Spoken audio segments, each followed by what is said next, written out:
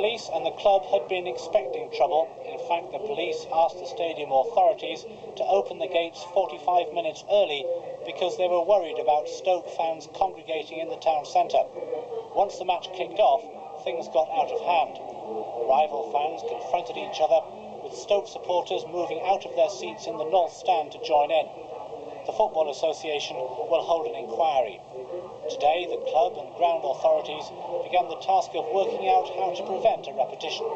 What we're now looking at is further segregation points where we can reassign some of our season ticket holders to a safer area. And we are planning, with our architect, maybe looking at some more physical barriers, but obviously a lot of the physical barriers aren't there in view of what happened at Hillsborough.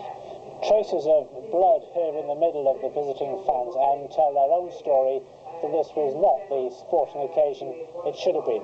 And trouble continued after the game when Stoke supporters who'd been asked to stay in the stand forced their way down the exits and engaged in combat with the police and the stewards in the concourse down below.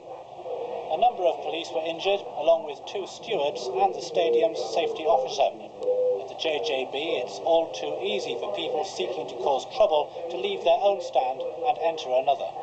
If I'm being honest, it isn't easy. When you give people a super facility like this, you just wonder what the mentality is when they do things like that. One Stoke fan has already been fined £225 for his part in Saturday's trouble.